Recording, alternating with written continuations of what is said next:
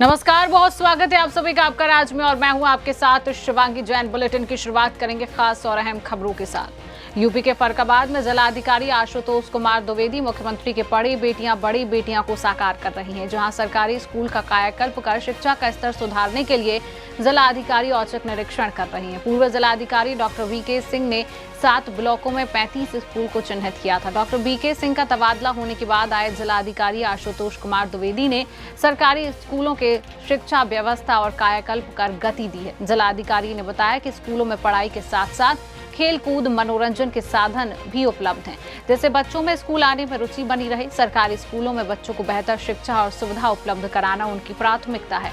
नैनीहा देश का भविष्य है। जिलाधिकारी आशुतोष कुमार द्विवेदी ने जनपद में आते ही शिक्षा विभाग की कमान खुद संभालकर शिक्षा का स्तर सुधारने के निर्देश दिए। जिलाधिकारी आशुतोष कुमार द्विवेदी के सरकारी स्कूलों के निरीक्षण से शिक्षा विभाग में हड़कंप मचा हुआ है। जिलाधिकारी ने कहा है कि जब शुरुआत से ही बच्चों को अच्छी शिक्षा अच्छे माहौल में मिलेगी तो उनका भविष्य निखर सकता है। सरकारी स्कूल में पढ़ने वाले और उनके अभिभावकों को अब यह नहीं लगता है कि उनके बच्चे सरकारी स्कूल में पढ़ रहे हैं। सरकारी स्कूलों का कायाकल्प बदल चुका है। कायाकल्प बदलने से इंग्लिश मीडियम से बेहतर सुविधा उपलब्ध है। सरकारी स्कूलों का कायाकल्प कर शिक्षा को नई दिशा जिले के सरकारी स्कूल अब दे रहे हैं। इंग्लिश मीडियम स्कूलों को भी मात दी जा रही है। बड़ी बेटियां को लगातार सरकारी स्कूल साकार कर रहे हैं।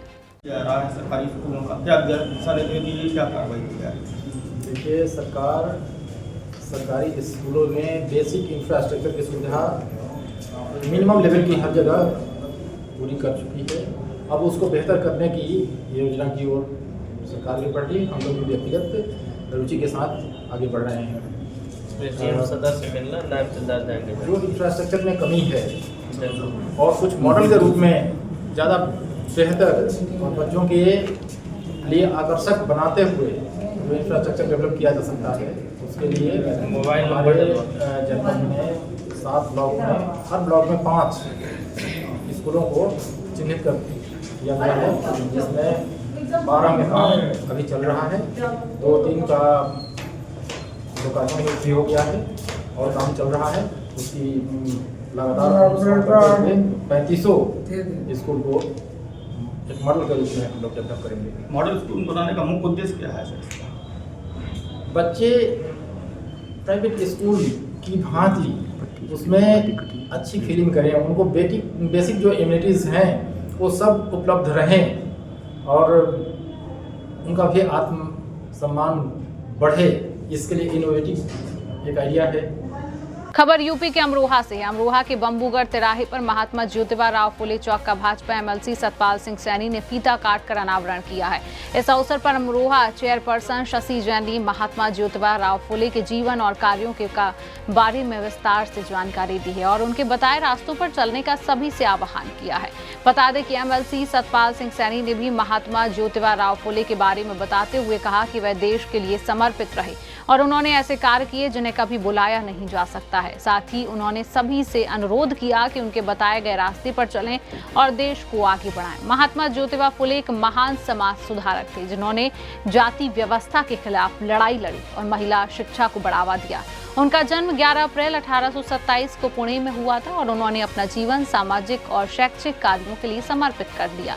जहां उन्होंने 1848 में निचली जातियों की लड़कियों के लिए पहला स्कूल खोला और महिला शिक्षा को बढ़ावा देने के लिए काम किया। उन्होंने सत्यशोधक समाज की स्थापना की, एक सामाजिक संगठन जिसका उद्देश्य जाति व्यवस्था को चुनौती देना और सामाजिक समानता को बढ़ावा देना था। महात्मा ज्योतिबा फुले की विरासत आज भी हमें प्रेरित करती है और उनके कार्यों ने भारतीय समाज में महत्वपूर्ण परिवर्तन लाया है। नगर पालिका की हमारी चेयरमैन श्रीमती शशि जैन के द्वारा बड़ा श्रेष्ठ कार्य हुआ, बड़ा सराहनीय कार्य हुआ कि महात्मा ज्योतिबा राव फुले ये हमारे देश के बहुत बड़े महान विचारक थे, चिंतक थे, समाज सुधारक थे। देश और समाज के लिए बहुत महान काम किया।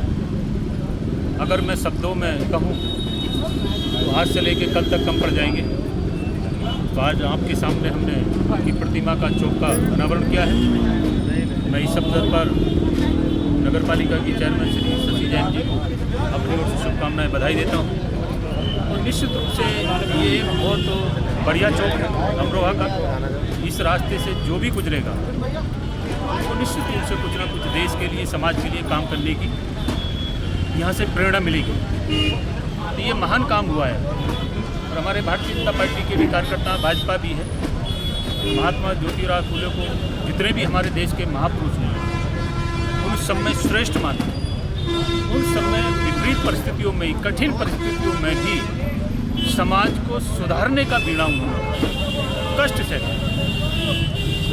कोई देश के महान सपूत, चाहे वो स्वतंत्रता सेनानी हो, चाहे देश के लिए कोई श्रेष्ठ काम करने वाले हों, तो ऐसा नहीं है कि राजा महाराजाओं के घर ही पैदा होते हैं, गरीबों के घर भी पैदा होते हैं, वंचितों के घर भी पैदा होते हैं। ऐसे ही एक महान हमारे महात्मा ज्योतिराव फुले थे, एक सामान्य घर में जिन्होंने जन्म लिया, सामान्य होते हुए भी, सामान्य घर में जन्म लेते हुए भी, लेकिन देश के लिए, समाज के लिए असामान्य काम किया। तो निश्चित रूप से इनसे प्रेरणा मिलेगी। हम सब के लिए भारतीय जनता पार्टी के भी एक प्रेरणा स्रोत हैं महात्मा ज्योतिराव फुले, और जितने महात्मा ज्योतिराव प्रेरणा स्रोत हैं उतनी ही उनकी धर्मपत्नी भी सावित्रीबाई, माता सावित्रीबाई फुले भी हैं, क्योंकि महात्मा ज्योतिराव फुले ने अपनी पत्नी को सबसे पहले सिखाया। उनको सिखाने के बाद में वो स्वयं उन्होंने स्कूल खोला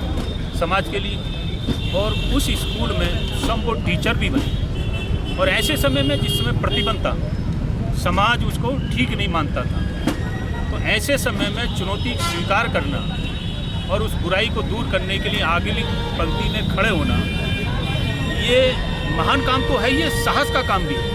तो ऐसे काम किए मैं आपके माध्यम से पुनः महात्मा ज्योतिराव फुले के चरणों में नमन करते हुए, माता सावित्रीबाई फुले के चरणों में नमन करते हुए, नगर पालिका के चेयरमैन को बधाई देते हुए, भारतीय जनता पार्टी के कार्यकर्ताओं का सभी का आभार व्यक्त करते हुए, सभी को धन्यवाद करते हुए, और सभी से निवेदन करता हूँ कि आज जिन्होंने इस कार्यक्रम में सहभागिता, सहयोग किया है, निश्चित रूप से रात्रि में चिंतन जरूर करें महात्मा जी के बारे में, और फिर जो कृत्य आपके समझ में आए कि ये कृत्य अच्छा लगा मुझको, तो वहीं से, किसी के आदेश की आवश्यकता नहीं है, वहीं से उसको अपने जीवन में उतारें और समाज, देश के लिए सहयोग करने का कुछ न कुछ सुनिश्चित करें। जिस तरह से हमारे देश के यशस्वी प्रधानमंत्री माननीय मोदी जी ने संकल्प लिया है कि भारत को हम विकसित राष्ट्र बनाएंगे, तो उस भूमिका में भी हमारा कुछ न कुछ योगदान रहे। आपके माध्यम से ये अपील करना चाहता हूँ। आप सबका भी अभिनंदन, धन्यवाद। यूपी के फरकाबाद में रामताल आश्रम का क्योली नवाबगंज के महंत लोकतंत्र सेनानी के प्रदेश अध्यक्ष ने गौवंश के लिए दान में भूसा दिया है। जिलाधिकारी आशुतोष कुमार द्विवेदी ने भूसा मिलने के बाद गौशालाओं में भेज दिया, जहां मोहनदास हरिशंकर दास जी ने कलेक्ट्रेट फतेहगढ़ पहुंचकर जिलाधिकारी आशुतोष कुमार द्विवेदी से मुलाकात कर भूसा, चावल, गेहूं व गुड़ गौशालाओं हेतु भेंट किया है। लोकतंत्र सेनानी के प्रदेश अध्यक्ष एडवोकेट ब्रजकिशोर मिश्र ने बताया कि गौवंश के लिए गेहूं, चावल, गुड़, भूसा को दान में दिया गया है। रामताल कक्यूली आश्रम के आप मोहनदास महंत हैं, यह हरिशंकर दास जो है वहाँ प्रबंधक हैं, यहाँ हनुमान मंदिर और दोनों के। हमेशा से वहाँ की ये पद्धति रही है इनके आश्रम की, ये गौशाला को भूसा, अन्न दान देते हैं। इस बार भी अभी 4-5 दिन पहले 8 क्विंटल 70 किलो इन्होंने भूसा दान किया था, और 1 क्विंटल गेहूं और 1 क्विंटल चावल तथा 20 किलो गुड़, ये इतनी दान दी थी। आज मान जी की तरफ से 7 क्विंटल और 70 किलो भूसा फिर जा रहा है गौशाला के लिए। जिलाधिकारी महोदय ने इसको हरी झंडी दी है और ये सीडीओ साहब की आज्ञा से ये जा रहा है। महान जी यहाँ पर उपस्थित हैं, हरिशंकर दास भी उपस्थित हैं। यूपी के लखनऊ में बेटे द्वारा माता पिता पर हमले के बाद दोनों की मौत हो गई। आपको बता दें कि इलाज के दौरान माता पिता ने दम तोड़ दिया, तो वहीं कलयुगी बेटे ने संपत्ति के लालच में हत्या कर दी और हत्या करके आरोपी बेटा फरार हो गया, जिसकी पुलिस तलाश कर रही है। तो वहीं देर रात विवाद के बाद हत्या की गई। और मोहनलालगंज कोतवाली क्षेत्र के जाबरौली गाँव की पूरी घटना है। कल देर रात्रि थाना मोहनलालगंज को यह सूचना मिली कि ग्राम जबरौली में 32 वर्षीय युवक विष्णेश ने अपने माता पिता को हथौड़ा मारकर घायल कर दिया है। इसमें तत्काल ही पुलिस मौके पर पहुंच गई एवं घायलों को उपचार हेतु केजीएमयू में भर्ती कराया गया। आज सुबह केजीएमयू के डॉक्टरों द्वारा दोनों ही घायलों को मृत घोषित कर दिया गया है। इसमें तत्काल ही अभियोग पंजीकृत कर अग्रिम वैधानिक कार्रवाई की जा रही है। खबर यूपी के मोदी नगर से है, जहां सुदर्शन की खबर का एक बड़ा असर देखने को मिला है। जहां गाजियाबाद तहसील मोदी नगर क्षेत्र के ग्राम कलचीना में नकली मावी की खबर सुदर्शन न्यूज ने प्रमुखता से दिखाई थी, जिसके बाद सभी विभागों ने कलचीना गांव पर शिकंजा कसना शुरू कर दिया है। जहां भोजपुर थाना पुलिस ने गौकशी में वांछित मोहम्मद जावेद को गिरफ्तार किया और जिहादी जावेद ने अपने साथियों के नाम भी बताए हैं, जो सभी कलचीना के ही रहने वाले हैं, जिसमें मुस्तफा, वुल्ली, अफजल, नाजिम, अब्दुल, रमजानी शामिल हैं और ये सभी लोग गौकशी करने का काम करते हैं। तो वहीं बिजली विभाग ने भी बड़े स्तर पर गांव में चेकिंग की तो दर्जन से अधिक लोगों को बिजली चोरी करते हुए पाया गया, जिसमें कुछ ऐसे भी लोग देखने को मिले जिनके कनेक्शन बिल जमा न करने के कारण बिजली विभाग ने काट दिए थे और वो लोग डायरेक्ट लाइट चलाकर बिजली चोरी करते हुए पाए गए। बिजली विभाग के अधिशासी अभियंता ने सभी पर कार्रवाई करते हुए मुकदमा दर्ज कराया है। बाकी बकाया बिल वालों को चेतावनी भी दी गई है कि जल्द से जल्द अपना भुगतान कर दें, नहीं तो बिजली विभाग की कार्रवाई भुगतने के लिए तैयार रहें। गांव में बिजली चोरी बड़े पैमाने पर की जाती है और बिजली के बिल भी जमा नहीं किए जाते, जिसके बाद बिजली विभाग को कार्रवाई करते हुए सभी के कनेक्शन काटने पड़ते हैं। कलचीना में संयुक्त चेकिंग कराई गई थी लोकल पुलिस लेके और विभागीय सभी कर्मचारी अधिकारियों ने चेकिंग करी थी सुबह 5 बजे। उसमें 135 में डायरेक्ट चोरी पाई गई हैं और 10 FIR जो हम 138 में कराएंगे जो कटे हुए कनेक्शन थे वो चलते पाए गए हैं। ये अभियान पिछले हफ्ते भी चलाया गया था, ये अभियान लगातार चलेगा। यदि चोरों ने अपने पर अंकुश नहीं लगाया तो ये हर हफ्ते रात में दिन में हम कभी भी चेक कर सकते हैं। तो सभी सम्मानित भुगताओं से कचनाके से अनुरोध है कि सभी अपने बिल के भुगतान करें, चोरी न करें। कनेक्शन देने में सरकार तत्पर दिखा रही है, तुरंत कनेक्शन मिलेगा उनको। यूपी के कानपुर में बिना डॉक्टर के संचालित सामुदायिक स्वास्थ्य केंद्र का मामला सामने आया है, जहां नरवल तहसील क्षेत्र के टॉन्स कस्बा में जिलाधिकारी जितेंद्र प्रताप सिंह ने सामुदायिक स्वास्थ्य केंद्र औचक निरीक्षण किया है। जहां निरीक्षण के दौरान सुबह 10:45 पर डॉक्टर अपर्णा अनुपस्थित पाई गई। इस केंद्र में कुल 3 डॉक्टर कार्यरत थे, जिनमें से 2 डॉक्टर ही उपस्थित मिले। निरीक्षण के दौरान तीमारदार जितेंद्र अपने 1 वर्ष के बच्चे को लेकर उपचार करवाने आए थे और उसके इलाज डॉक्टर के द्वारा होने के बजाय फार्मासिस्ट अंजलि द्वारा ही किया जा रहा था। साथ ही फार्मासिस्ट ने ही दवा का पर्चा लिख दिया, जबकि 2 अन्य नियमित डॉक्टर अनिल और राशि केंद्र में उपस्थित थे। जिलाधिकारी द्वारा अंजलि से पूछे जाने पर कि आप मरीज को क्यों देख रही हैं, इस पर फार्मासिस्ट ने चुप्पी साध ली। जिलाधिकारी ने पाया कि डॉक्टर राशि सामुदायिक केंद्र में अपने बच्चे को लेकर आई थी और वह अपने बच्चे पर ही ध्यान केंद्रित कर रही थी। उन्होंने ओपीडी की स्थिति खराब पाई। इसको लेकर जिलाधिकारी ने संबंधित को अनुपस्थित डॉक्टर का वेतन रोकते हुए आवश्यक कार्रवाई के लिए निर्देशित किया है। आज ये संपूर्ण समाधान दिवस के अवसर पर जो एक निरीक्षण मेरे द्वारा किया गया है CHC नरवल का, जो कि नरवल तहसील के पास से थोड़ा है यहाँ पे, और उसमें डॉक्टर अपर्णा तो एब्सेंट हैं सुबह 10:42 तक। 3 डॉक्टर तैनात हैं, उसमें से 2 डॉक्टर यहाँ पर थे और एक जो अपवाद स्वरूप जो आश्चर्यजनक है और खेदजनक भी कि जो पेशेंट यहाँ पे एक बच्चा 4 साल का आया, उसका नाम जितेंद्र बताया गया मुझे, और उसका इलाज फार्मासिस्ट ने ही कर दिया। फार्मासिस्ट ने ही पर्चा लिख दिया, फार्मासिस्ट ने ही उसको दवाई भी इशू कर दी, जबकि 2 डॉक्टर उसी परिसर में मौजूद हैं। तो फार्मासिस्ट अंजलि हैं, उनके पास कोई कारण नहीं कि उन्होंने डॉक्टर के पास क्यों नहीं भेजा। जो डॉक्टर अनिल और डॉक्टर राशि हैं, उनकी जिम्मेदारी है कि उनके परिसर में वो क्यों नहीं देख पा रही हैं, और डॉक्टर राशि अपने बेटी को साथ लेके आई हैं तो वो अपने बच्चों में व्यस्त हैं, और जो गाँव वासियों के बच्चों का इलाज फार्मासिस्ट अंजलि खुद ही कर दे रही हैं। जो यहाँ के MOIC हैं वो सरसौल में शायद बैठते हैं। इतना इम्पोर्टेंट है, तहसील मुख्यालय है, मेन रोड पर है, यहाँ पर OPD की भी बुरी हालत है। ऐसा लगता है कि पब्लिक को ये कोई विश्वास नहीं है इन लोगों पर कि यहाँ पे ठीक से इलाज करेंगे। जो CMO है और जो एडिशनल CMO प्रभारी हैं इन तहसील के लिए या ब्लॉक के लिए, उनकी भी रिस्पॉन्सिबिलिटी है कि वो इस सिस्टम को चेक करें, काउंटर चेक करें और ये इंश्योर करें कि लोगों को इलाज मिल जाए, और फार्मासिस्ट इलाज ना करें यदि डॉक्टर्स यहाँ पे उपलब्ध हैं। तो ये इनडिसिप्लिन भी है, केयरलेसनेस है, एक छोटे बच्चे का इलाज बिना डॉक्टर को समझे हुए कर लेना, दिस इज़ वेरी ऑब्जेक्शनेबल। तो जो एब्सेंट है उनकी सैलरी थोड़ी कटेगी। जो एडिशनल CMO प्रभारी हैं या CMO स्वयं पूरे स्वास्थ्य के प्रभारी हैं, और नरवल का ही आज तहसील दिवस था, तो CMO का सुपरविजन इतना खराब नहीं होना चाहिए कि डॉक्टर्स बिल्कुल भी अनियंत्रित होकर कुछ भी करने लग जाए। खबर यूपी के मथुरा से। नई दिल्ली रेलवे स्टेशन में हुए हादसे के बाद मथुरा रेलवे स्टेशन का निरीक्षण किया गया, तो वहीं डीएम चंद्रप्रकाश सिंह, डीआईजी शैलेश कुमार पांडे ने मथुरा जंक्शन का निरीक्षण किया, जहां सुरक्षा की दृष्टि से संयुक्त रूप से निरीक्षण किया। मथुरा जंक्शन रेलवे स्टेशन की व्यवस्थाओं का भी डीएम व डीआईजी ने जायजा लिया है, जहां दोनों अधिकारियों ने यात्रियों से भी वार्ता कर स्थिति को जाना। वहीं अधिकारियों ने सख्त आदेश दिए हैं कि किसी भी तरह की अफवाहों से बचें और अपने आप को और अपने परिवार को सुरक्षित रखें। आज डीआईजी सर और डीएम सर द्वारा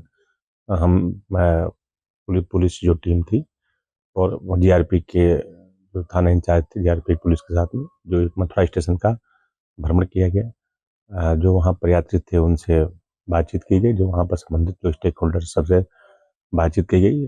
डीआईजी सर और डीएम सर ने हमें लोगों को निर्देश दिए, उस निर्देश के क्रम में वहाँ पर व्यवस्था की जा रही है, कराई जा रही है और सभी जितने भी जो लोग हैं उनको सबको आवश्यक हिदायत दी गई है सर के द्वारा। उसका जो कोतवाली और जीआरपी पुलिस है उसको उनके द्वारा पालन कराया जा रहा है। कुशीनगर में मुस्लिम युवक ने हिंदू युवती के साथ छेड़छाड़ की है। बता दें कि छेड़छाड़ का विरोध करने पर जान से मारने की धमकी भी देता था। वहीं परेशान पीड़ित परिवार ने युवक के खिलाफ थाने में शिकायत की। मोबाइल फोन से बात न करने पर स्कूल जाते वक्त फोटो खींचकर अश्लील वीडियो के साथ जोड़कर वायरल करने की धमकी जिहादी दे रहा था। शमसुद्दीन उर्फ कोलाहल नाम का युवक लगातार हिंदू युवती को परेशान भी कर देता था। मामले में पुलिस ने पीड़ित की सूचना पर एफआईआर दर्ज कर ली है। वहीं कुशीनगर जिले के खड्डा थाना क्षेत्र के पूरा मामला गांव का बताया जा रहा है। मुस्लिम युवक ने युवती के साथ छेड़छाड़ की है। साहब तो मुस्लिम लड़का है शमसुद्दीन नाम का, उसका कोलाहर नाम शमसुद्दीन नाम है, वो मुस्लिम है, हम हिंदू है। हमारा बेटी जब स्कूल जा रहा है चाहे कतहूँ जातड़ी तो छेड़छानी करता, टिबोली मारता, कहता तू हम बतियेबू नहीं हमसे स्कूली से कि पता नहीं कैसे नंबर ले ला बा। उनका फोटो भी खींच के रख ले अपने मोबाइल में। टिबोली मारता, जान से मारे के धमकी देता आ कहता हमसे बतियेबू नहीं तक जान से मार दे। गाड़ी भी देता है। दू ठे शादी लग भल कटवा डाला और नहीं तो लड़कन से कहला जे तोर शादी हम लगवाए। वीडियो बना भेजला, कहला नहीं हमसे बतिएबे तो नेटे पे वीडियो डाल दे, इंस्टाग्राम पे वीडियो डाल दे। ये बेरा हमसे नहीं उस दिन फोन कैला राती के 12 बजे राती, कहता ये बेरा नंबर आओ बहरा नहीं तो हम तो क्या के जान से मार दे। साहेब हम इतना चाहतनी जो हम थाना पर आइल बनी, थाना और से उसको सजा मिले, वो मुकदमा हो जेल जा।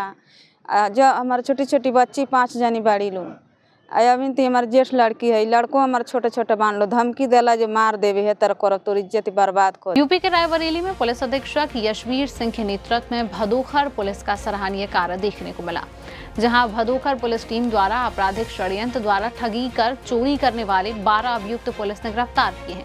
और एडिशनल एसपी संजीव कुमार सिन्हा ने प्रेस कॉन्फ्रेंस कर पूरे मामले की जानकारी दी। पुलिस अधीक्षक के नेतृत्व में कार्रवाई कर 12 अभियुक्त गिरफ्तार किए गए हैं। ये 14 तारीख को भदोखर थाना क्षेत्र अंतर्गत एक सूचना मिली कि एक महिला से एक बैग कोई व्यक्ति ले गया है, जिसमें कीमती सामान, रुपए और ज्वेलरी थी। उसको तत्काल जो है मौके पर मुकदमा, पहले सर्वप्रथम मुकदमा अपराध संख्या 61/25 अंतर्गत धारा 303, 318, 317 बीएनएस की धारा में अभियोग पंजीकृत किया गया है। और इसकी घटना के अनावरण हेतु जो है सीओ सिटी और इंस्पेक्टर एसओ भदोखर के नेतृत्व में एक टीम का गठन किया गया और इन लोगों ने 8 से 10 घंटे में घटना का सफल अनावरण किया है।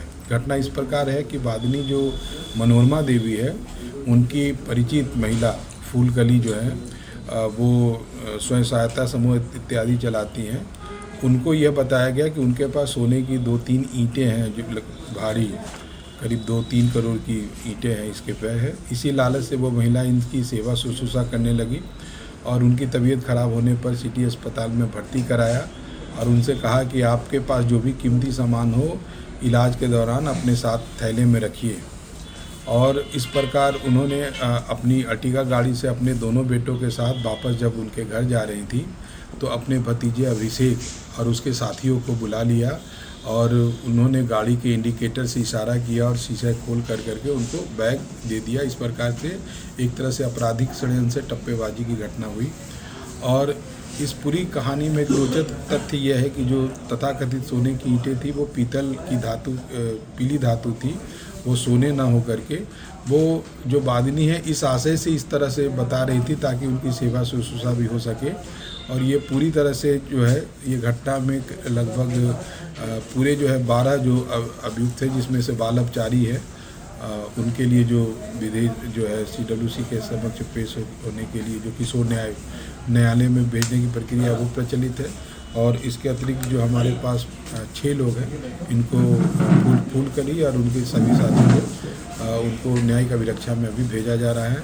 पुलिस ने माल की 70% रिकवरी की है। जो तथाकथित जो ईंटें थी वो भी है, ज्वेलरी है, रुपया है।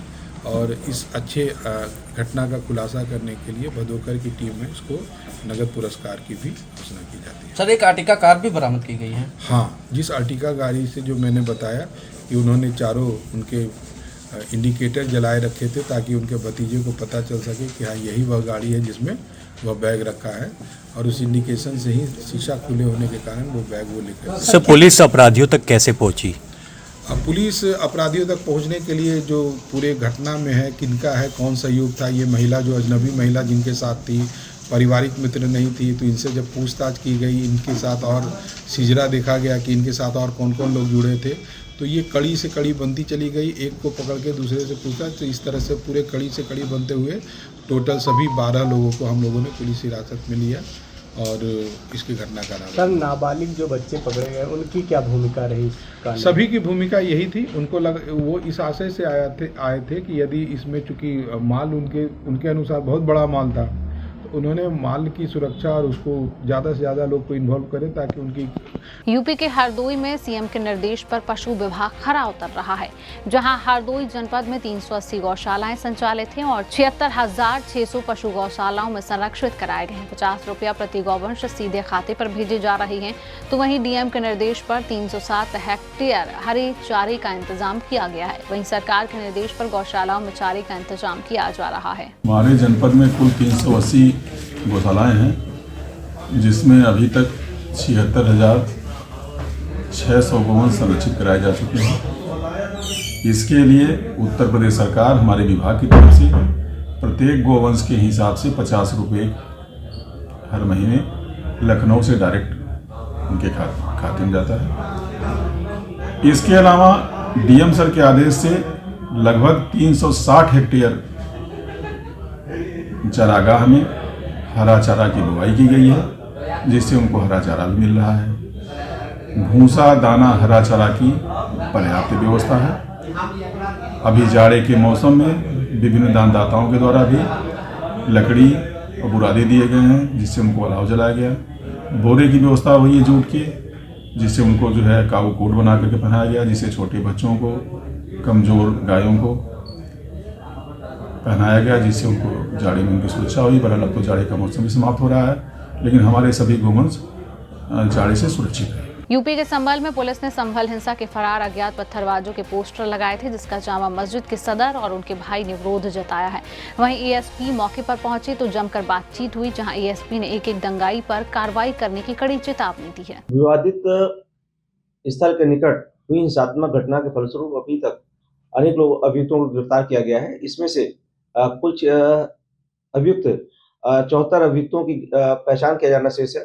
सीसीटीवी के माध्यम से इनकी फोटो प्राप्त हुई हैं। इनके फोटो इत्यादि के आधार पर पोस्टर्स लगाए गए हैं। इस प्रकरण में कुछ लोगों द्वारा यहाँ आपत्ति प्रकट की गई थी, परंतु उन्हें सख्ती से अवगत कराया गया है कि जो कुछ कार्रवाई पुलिस द्वारा की जा रही है वह नियम से की जा रही है और कोई भी दोषी किसी भी रूप में रहा हो वह बख्शा नहीं जाएगा और कठोर विधि कार्रवाई की जाएगी। यूपी के कुशीनगर में अधिकारियों की बड़ी लापरवाही सामने आई, जहां जीवित व्यक्ति को जांच में मृत घोषित कर दिया। वहीं अधिकारियों की लापरवाही ने वृद्ध व्यक्ति को सरकारी लाभ से वंचित कर दिया है और जांच में मृत घोषित कर दिया, और जिसके चलते दारू भगत मदद के लिए दर दर भटकने को मजबूर हैं। जहां ओल्ड एज पेंशन के दारू भगत लाभार्थी थे, अधिकारियों ने अपनी जांच में मृत घोषित किया था, जिसके बाद ओल्ड एज पेंशन सहित अन्य सरकारी लाभ से वंचित रह गए।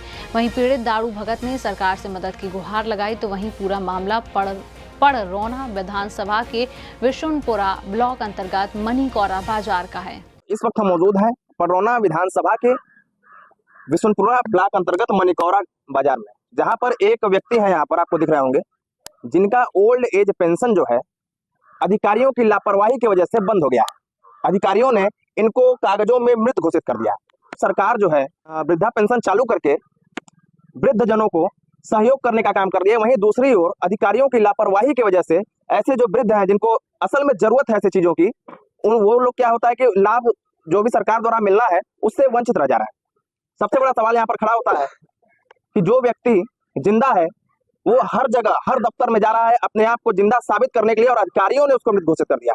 तो आइए हम इनसे ही जानेंगे, और इनके साथ दो सहयोगी भी इनके खड़े हैं जो इनकी आवाज बनकर, एक बुलंद आवाज बनकर यहाँ पर इनका सहयोग कर रहे हैं। इनसे हम जानेंगे क्या है पूरा मामला, कितने लोगों तक इन्होंने अपनी बात पहुंचाई है और क्या कुछ इस मामले में आगे कार्रवाई हो रही है। क्या नाम है चाचा आपका? दाड़ू आगे ठाकुर। दाड़ू ठाकुर, क्या मामला है? पेंशन मिल रहा है? नहीं मिल रहा है, मृत घोषित कर दिया है। मृत घोषित कर दिया है? कब का मृत घोषित किए हैं? ये पेपर में हम बताएंगे।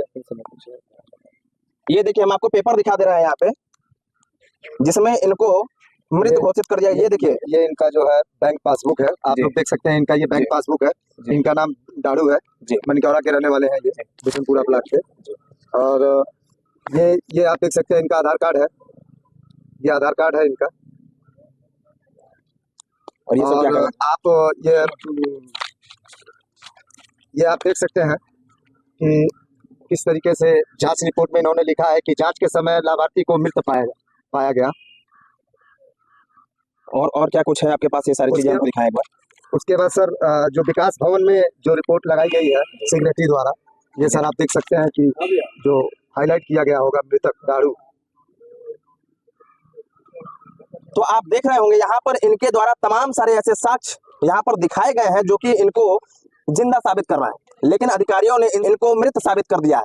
अधिकारियों की इतनी बड़ी लापरवाही जिस पर कार्रवाई करना अति आवश्यक है।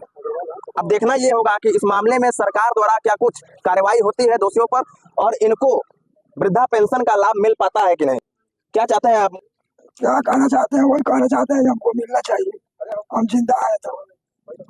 लेकिन वो कागज में तो रउरा के मुआ दिलवाना लोग, कागज में तो मर गए। इसके लिए कहाँ कहाँ आप गए थे? वैसे कहीं नहीं गए हैं, इसी के पास गए, ब्लॉक पे गए थे? हाँ, ब्लॉक पे गए थे। और कहाँ गए थे? यहाँ के पास गए। तो आप देख सकते हैं, सही से बता भी नहीं पा रहे हैं। इनकी तबीयत भी, इनको देखने से लग रहा होगा कि काफी इनकी तबीयत खराब लगती है। और यहाँ पर इनके जो सहयोगी हैं, इनसे हम बात कर लेते हैं। तक आपने गए? ये सबसे पहले तो मैं आपको बहुत बहुत धन्यवाद कहूंगा और आपके चैनल को भी धन्यवाद कहूंगा। देखिए, ये सब साजिश है, और एक तरफ योगी मोदी जी लगातार विकास का गंगा बहाए जा रहे हैं और जो लाभार्थी हैं उनको लाभ पहुंचाने की कोशिश कर रहे हैं, लेकिन यहाँ सरकार को बदनाम किया जा रहा है, भाजपा सरकार को बदनाम किया जा रहा है। उनकी के नीचे ये जो अधिकारी है, ये गलत फर्जी रिपोर्ट लगाकर और एक जिंदा व्यक्ति को मृत घोषित कर दिया। मैं लगभग आज 20-30 साल पहले सुना हुआ था कि ऐसे दबंग लोग जो है इस तरीके का काम करते थे कि अगर व्यक्ति जिंदा है और उसकी जायदाद को अपने नाम करना है तो उसे मृत घोषित कर देते थे। लेकिन आज देखिए 2025 में, आज 2025 में भाजपा की सरकार में मंचा चापर के सेक्रेटरी द्वारा एक दाड़ू भगत जी को मृत घोषित कर दिया गया। जब हम इस बात की सूचना जब हमें मिली तो हमने उनसे वार्तालाप किया और कहा कि सर आपने ऐसा क्यों किया। तो हमारे साथ भी बदतमीजी से बात की है कि आपको जो करना है आप जाके कर लो, हमारा कुछ नहीं होगा। लापरवाही के बाद धमकी दी जा रही है जी, हमारा कुछ नहीं होगा, अगर तुम हमको सस्पेंड भी करा दोगे तो 2 लाख रुपए में हम बहाली ला लेंगे। अच्छा, इस तरीके की बातें उनसे द्वारा की जा रही है। फिर हमने उनसे कहा कि सर आप ऐसा क्यों कर सकते हैं, तो वो कह रहे हैं कि सर देखिए ये हमसे नहीं हुआ है, 2 शब्दों का काम है, डी और बी का अंतर है, इसमें गड़बड़ हो गया है। तो मैं पूछना चाहता हूं कि आप एक जिम्मेदार अधिकारी हैं, आपको डी और बी का अंतर तो आपको पता होना चाहिए था ये मुझे। तो आप पेपर में क्यों आपने मार दिया दाड़ू भगत को, जिसकी वजह से जो पेंशन से लाभ पा रहे हैं उससे वो वंचित हो गए। यह घटना जब इन्होंने सुना तो इनकी तबियत भी खराब हो गई, और इनका वही एक सहारा है जो वृद्धा पेंशन जो मिल रहा है। ये हमको लग रहा है कि कास्ट के ये हरिजन है, चौहान है ये, और उसी पेंशन से इनका गुजारा भी चलता है। और जोड़ी चौराहा मनकौरा पे हनुमान मंदिर है, वहाँ पे ये सेवादार हैं, सेवा करते रहते हैं। तो मैं सरकार से ये अपील करूंगा कि उस दुष्ट अधिकारी को जल्द से जल्द सस्पेंड किया जाए और इनका साथ न्याय दिया जाए और उनके खिलाफ मुकदमा लिखी जाए, पंजीकृत की जाए। इस वक्त हम मौजूद थे विशुनपुरा ब्लॉक के मनिकौरा बाजार में, जहां पर दाड़ू भगत करके जो है ये व्यक्ति हैं, इनका पेंशन जो है वो बंद कर दिया गया है। तमाम सारी कागजी कार्रवाई जो है उसमें इनको मृत घोषित कर दिया गया है, जिसके बाद जो भी इनको लाभ मिलने वाला था सरकार की तरफ से, सारी चीजें यहाँ पर बंद होती नजर आ रही हैं। और इस कागज में आप देख सकते हैं, एक बार आपको मैं फिर दिखा दे रहा हूँ, इस कागज में इनको मृत घोषित किया गया है। इसमें तमाम जो भी अधिकारी शामिल हैं, आपको दिखाना चाहूंगा, अपने कैमरामैन से बोलेंगे कि एक बार दिखा दें। इन सभी कागज में इनको मृत घोषित किया गया है। इसका जिम्मेदार कौन है? इसके जिम्मेदार कौन है? इसके जिम्मेदार वो अधिकारी हैं, उन पर कार्रवाई होनी चाहिए, क्योंकि दारू भगत जी तो यहाँ पर जिंदा खड़े हैं हमारे साथ। अब देखना है इस मामले में क्या कुछ कार्रवाई होती है। आप इसको रख लीजिए। अब देखना है इस मामले में क्या कुछ कार्रवाई होती है, क्या इनको न्याय मिल पाएगा, क्या ऐसी योजनाओं का लाभ इनको मिलेगा या नहीं मिलेगा। अब ये सरकार के कार्यों पर निर्भर करता है, सरकार की कार्रवाई पर निर्भर करता है। कैमरामैन नीरज शाह के साथ आकाश पांडे, सुदर्शन न्यूज, कुशीनगर। यूपी के हरदोई पुलिस को एक बड़ी सफलता मिली है, जहां अष्टधातु की चोरी हुई मूर्तियां पुलिस ने बरामद की हैं, तो वहीं राम लक्ष्मण सीता की मूर्तियां पुलिस ने बरामद की। ग्रामीणों ने एसपी नीरज कुमार जादौन व उनकी टीम का स्वागत किया और थाने के अंदर एसपी की मौजूदगी में जय श्री राम के नारे लगाए।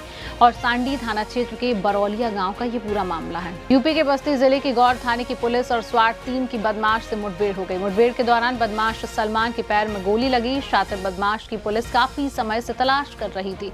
इसने एटीएम तोड़ने का प्रयास समेत कई नकवजनी की घटनाओं को अंजाम दिया है। पान की गुमटी तक को इस गैंग ने नहीं छोड़ा। चोरी के जेवरात को यह लोग नेपाल ले जाकर बेचते थे। इसके एक साथी प्रवेश को पुलिस तलाश कर रही है।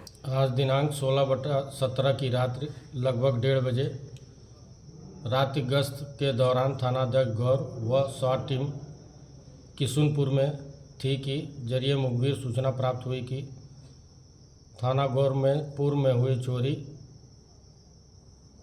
व एटीएम तोड़कर चोरी करने का प्रयास व टेंट हाउस में की गई चोरी का अभियुक्त पुनः आज चोरी करने के फिराक में गौर की तरफ आने वाला है। इस पर मेहनिया रामदत्तपुर में थाना गौर और स्वाट की टीम गाड़ाबंदी किया गया। तभी गुंडा की तरफ से एक व्यक्ति आता हुआ दिखाई दिया, जिसे पुलिस ने रोका तो भागने लगा और पुलिस पार्टी पर फायर किया। जवाब में पुलिस पार्टी ने भी फायर किया, जिससे उसके पैर में गोली लगी। अपना नाम सलमान बताया। दवा इलाज हेतु उसे CSC गौर भेजा गया, जहां से पुनः उसे रेफर कर जिला अस्पताल बस्ती इलाज हेतु भेजा गया। मौके पर शांति है तथा अन्य विधिक कार्रवाई नियमानुसार कराई जा रही है। यूपी के मेरठ में अपराधियों पर कहर बनकर मेरठ पुलिस टूट रही है। बता दें कि मेरठ के थाना मवाना क्षेत्र में एक बार फिर पुलिस और अपराधियों के बीच मुठभेड़ हो गई।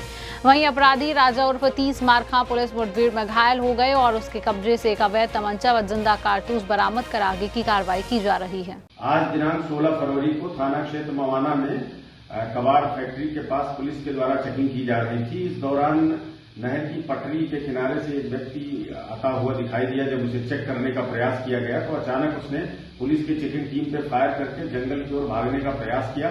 पुलिस द्वारा जवाबी सेल्फ डिफेंस की फायरिंग की गई, जिसमें यह व्यक्ति घायल हुआ है। इसकी पहचान राजा उर्फ 30 मारखा निवासी थाना क्षेत्र मवाना के रूप में हुई है, जिसके ऊपर आधा दर्जन से ज्यादा मुकदमे दर्ज हैं। और विगत दिनों 14 फरवरी को एक फायरिंग और जानलेवा हमले की घटना में ये व्यक्ति वांछित था और इसके पास से एक तमंचा, कुछ कारतूस वगैरह बरामद हुआ है, जो अन्य विधिक कार्यवाही है और थाना मवाना के द्वारा संपादित की जाए। यूपी के फिरोजाबाद के थाना नगला खंगर पर मुकदमा पंजीकृत किया गया था, जहां चौथ वसूली की घटना के संबंध में वरिष्ठ पुलिस अधीक्षक सौरभ दीक्षित के निर्देशन में अपर पुलिस अधीक्षक ग्रामीण के पर्यवेक्षण एवं क्षेत्राधिकारी सिरसागंज के नेतृत्व में 3 पुलिस टीमों का गठन किया गया है। वहीं शातिर हिस्ट्री शीटर अभियुक्त राहुल उर्फ कन्हैया को पुलिस मुठभेड़ के दौरान गिरफ्तार किया गया और कब्जे से तमंचा, 315 बोर, 2 खोखा कारतूस, 2 जिंदा कारतूस, एक मोटरसाइकिल बरामद की गई है। ये राहुल उर्फ कन्हैया है। ये नगला खंगर थाना क्षेत्र का रहने वाला है। दिनांक 26/9/24 को नगला खंगर थाना पे इसके विरुद्ध चौथ वसूली का एक अभियोग पंजीकृत हुआ था, जिसमें लगातार वांछित चल रहा था और पुलिस इसको खोज रही थी। आज नगला खंगर पुलिस को ये सूचना मिली कि ये बाइक क्षेत्र में ही छुपे छुपाए घूम रहा है। इस सूचना पे ये गड़िया पंचवटी जो अंडरपास है लखनऊ आगरा एक्सप्रेसवे पे, वहाँ नगला खंगर पुलिस द्वारा सघन चेकिंग अभियान चलाया जा रहा था। ये पुलिस को देखते ही चेकिंग स्थान पर पुलिस को देखते ही ये भागने लगा और इस गाड़ी से फिसल के ये गिरा है और पुलिस से घिरता देख इसने पुलिस के ऊपर फायरिंग कर दी। पुलिस ने भी आत्मरक्षार्थ में इसके ऊपर फायरिंग की, जिसके पैर में इसको गोली लगी हुई है। तत्काल इसको ट्रामा सेंटर में इलाज हेतु भेजा गया है, जहां पुलिस सुरक्षा में इसका इलाज चल रहा है। यह एक हार्ड क्रिमिनल है। इसके विरुद्ध 16 से भी अधिक अभियोग थाना नगला खंगर तथा अन्य थानों में पंजीकृत हैं। इसके पास से आज जो बरामदगी हुई है, एक बाइक चोरी की बरामद हुई है, एक तमंचा 315 बोर अवैध तमंचा और 2 खोखा और 2 जिंदा कारतूस इसके पास से बरामद हुए हैं। इसको फिलहाल इसका इलाज हम लोग ट्रामा सेंटर में पुलिस अभिरक्षा में करवा रहे हैं। आगे इसमें जो भी आवश्यक वैधानिक कार्रवाई इसके विरुद्ध होगी वो हम लोग करेंगे। मध्य प्रदेश के धार स्थित ऐतिहासिक भोजशाला में याचिकाकर्ता आशीष गोयल की लगाई गई याचिका पर सुप्रीम कोर्ट में सुनवाई की गई।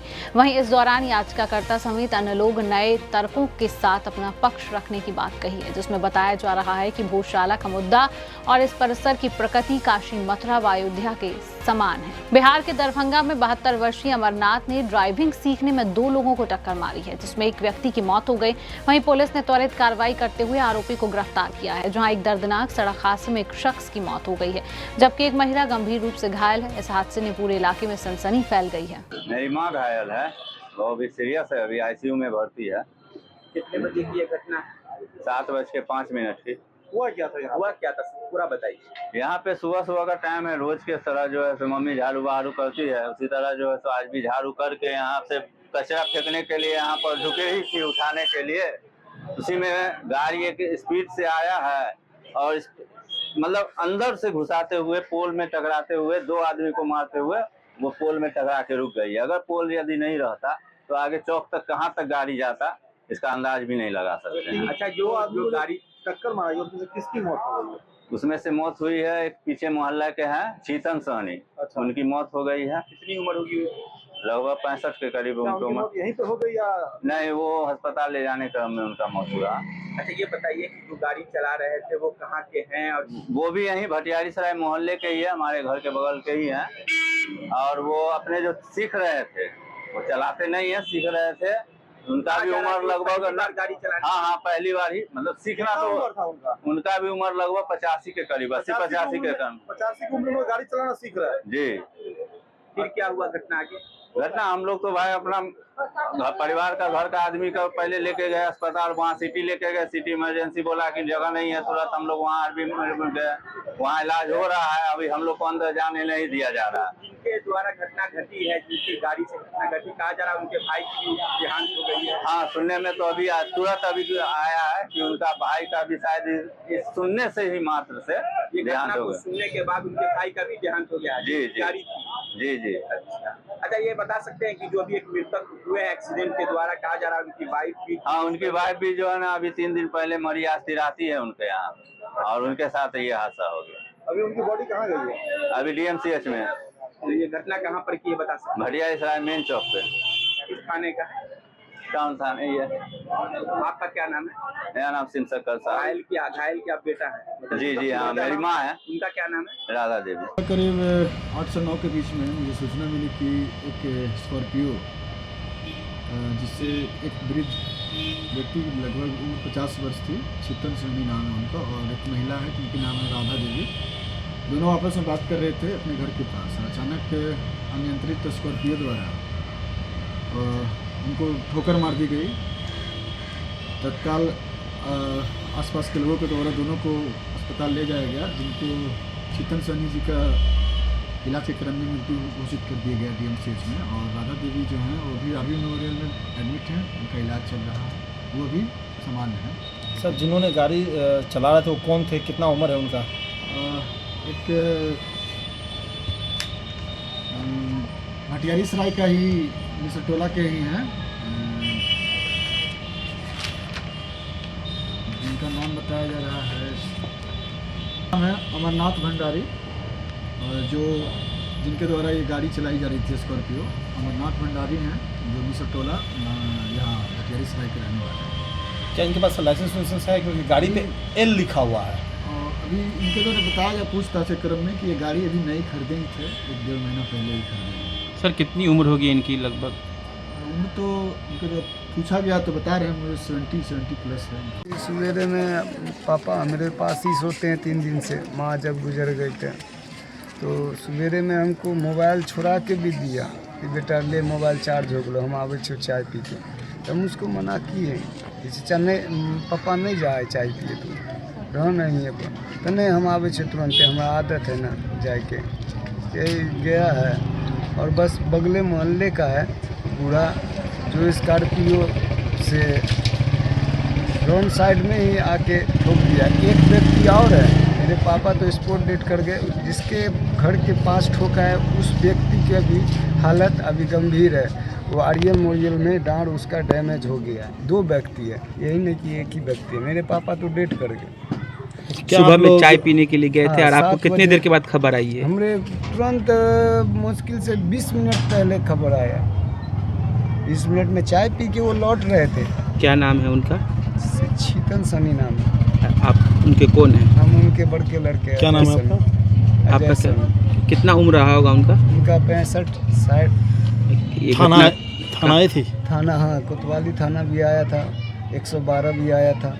कहाँ पर की ये घटना है? ये भटियारी सराय चौक पे। आपका घर कहाँ है? हमारा घर में सटोला में पड़ता है। थाना पे आपने आवेदन दिया है? थाना FIR कर रही है? थाना पे आवेदन अभी नहीं गया है, मगर जाएगा। अभी आगे समाज बैठा था, प्रक्रिया में लगा हुआ है। कैसे क्या लाहौर को DMCH गया है, पोस्टमार्टम के लिए गया है, वहाँ से आएगा। इसके बाद जो मृतक मरे हैं उनके आप पुत्र हैं? जी, बड़े लड़के हम 4 भाई हैं। अजय मेरा नाम है, मेजल का विजय नाम है, सजल का संजय नाम है और सबसे छोटा का सूरज नाम है। 4 कहा जा रहा है कि आपकी मदर का भी 2-3 दिन पहले डेथ हुआ है। 6 भाई बहन है। पूजा बड़की बहन का, आरती का। अच्छा, आपके घर में 3 दिन पहले किन की मौत हुई? मेरी मम्मी की मौत हुई थी। बिहार के समस्तीपुर जिला अंतर्गत पूसा कृषि विश्वविद्यालय में कृषि मेला का आयोजन किया गया है। 3 दिवसीय मेला में किसानों की कृषि यंत्र सहित खाद, बीज, जैविक खेती और कृषि उत्पादन से बने वस्तुओं का आम लोगों के बीच आकर्षण का केंद्र रहा है। आपको बताते चले कि किसानों के बीच विभिन्न प्रकार के स्टॉल लगाए गए जो कृषि किसान से संबंधित हैं। मशरूम, सिंघाड़ा, मखाना की वैज्ञानिक खेती पर किसानों को अलग अलग स्टॉल पर जानकारी दी गई है। जी, केले से बना है। इसमें ज़्यादातर हम लोग सामुदायिक विकास महाविद्यालय से हैं, तो हमारे जो हम ऊपर से स्प्रे करके भी उनकी फसल की ज़रूरत, जो पोषक तत्व की ज़रूरत है, उसको पूरा कर सकते हैं। जैसे अगर हम लोग देखते हैं तो हमारा एक उत्पाद आता है यारावीटा सैनिफस। मध्य प्रदेश के धार में भारतीय जनता पार्टी ने रविवार को केंद्रीय बजट पर पत्रकार वार्ता का आयोजन किया। इसमें मुख्य वक्ता भाजपा प्रदेश महामंत्री एवं राज्यसभा सांसद कविता पाटीदार ने बजट के मुख्य प्रावधानों पर विस्तार से प्रकाश डाला। उन्होंने कहा कि इस बजट में विकसित भारत के साथ आत्मनिर्भर भारत की संकल्पना की गई है। प्रधानमंत्री नरेंद्र मोदी जी के नेतृत्व में केंद्र सरकार ने शून्य कर स्लैब को बढ़ाकर 2.5 लाख से 12 लाख किया है, जिससे मध्यम वर्ग को लाभ होगा। सरकार का बजट हर वर्ग की बचत और आय बढ़ाने वाला है। केंद्रीय बजट पर पत्रकार वार्ता का आयोजन भी किया गया। सीतारमण जी ने जो लगातार भारत का बजट प्रस्तुत कर रहे हैं, इस बार भी ऐसा बजट पेश किया कि जब उन्होंने बजट हमारे देश के सामने रखा, जो मिडिल क्लास है, जो हमेशा से अपने को अनदेखा और अछूता महसूस कर रहा था, उनके सबके चेहरे पर खुशियां थी। उनको जीवन को संवारता हुआ हमारे यह बजट है, क्योंकि ये सुनने में ही बहुत आश्चर्य लगता है कि 1 लाख जिसकी अगर महीने की तनख्वाह है, वो बजट से कर से छूट उनको प्रदान की गई, यानी 12 लाख तक की आय वार्षिक जिसकी होगी उसको कर से छूट देकर एक मिडिल क्लास के जीवन में रोशनी डालने का काम किया है। कर्नाटक बेलगांव जिले के रायबाग तहसील के चिंचली शहर कोतरी कर्नाटक और पूर्वी महाराष्ट्र के पूजनीय देवी चिंचली के मायक्या देवी मेले में देवी दर्शन के लिए लाखों श्रद्धालुओं की भीड़ होती है। यहाँ 1 महीने तक इस पूर्णिमा से अगली पूर्णिमा तक चलने वाले इस मेले में महानैवेद्य दिन महाराष्ट्र और कर्नाटक समेत विभिन्न राज्यों से लाखों श्रद्धालु देवी के दर्शन के लिए आते हैं। मेले में आने वाले श्रद्धालुओं के लिए सभी तैयारियां पूरी कर ली गई हैं, ऐसा श्री मायक्का देवी ट्रस्ट समिति के अध्यक्ष जितेंद्र जाधव ने बताया है। श्री मायक्का देवी का यात्रा हर साल भारत पूर्णिमा को के दूसरे दिन से प्रारंभ होता है। वो मेन डे चौथे दिन रहता है, यानी इस साल संडे को आ रहा है। तो ये हर साल इसी तिथि पे होता है और इसका एक ऐसा माना जाता है कि देवी उनके भक्तों को मिलने के लिए महाराष्ट्र और वो उनका जो माहिर बोलते हैं वो वहाँ पे जाते हैं और सब भक्तों को मिलके वापस इस टाइम में आते हैं। तो उनके साथ ये सब भक्त लोग आते हैं, तो इसी को यात्रा बोलते हैं हम। यानी महाराष्ट्र से सब लोग आते क्यों? क्योंकि देवी 1 महीने पहले वहाँ जाके उनको सबको, यानी ये एक पौराणिक कथा है। तो इस प्रकार का जो होता है ये अनादिकाल से होते आ रहा है। तो देवी का जो शक्ति देख सकते हैं यहाँ, तो साल बे साल वो बढ़ते जाते हैं लोग आगे। और इसका एक कारण ये है कि जो हमें यहाँ एक समझ में आया है और बहुत लोग हमें बताए भी है कि आप देवी से कुछ मांगते हो तो जो ना मिलने वाली चीज़ें मांगो, यानी फिर वो भगवान ही दे सकते हैं। तो ऐसे अनुभव हमें भी आया है और बहुत भक्तों को आया है। तो इस अनुभव से लोग ये पॉजिटिविटी के लिए अट्रैक्ट हो जाते हैं। बेलगावी के खड़े बाजार लॉज में आज एक चौंकाने वाली घटना घटी, जहां गोवा के पूर्व विधायक लाओ मामालीदार की मामूली वजह से एक ऑटो चालक द्वारा हमला किए जाने के बाद मौत हो गई है। हमले में बीमार पड़े पूर्व विधायक लॉज रूम में वापस जाते समय गिर पड़े। यह घटना सीसीटीवी पर कैद हो गई। हालांकि उन्हें तुरंत जिला अस्पताल ले जाया गया और इलाज कराया गया है, लेकिन वह बच नहीं पाए हैं। पुलिस तुरंत हरकत में आई है और आरोपी मुजाहिद शकील जमादार को गिरफ्तार कर लिया है और एफआईआर दर्ज कर ली गई है। फिलहाल के लिए इस खास बुलेटिन में इतना ही। देश और दुनिया की तमाम खबरों को जानने के लिए आप देखते रहिए सुदर्शन न्यूज। नमस्कार।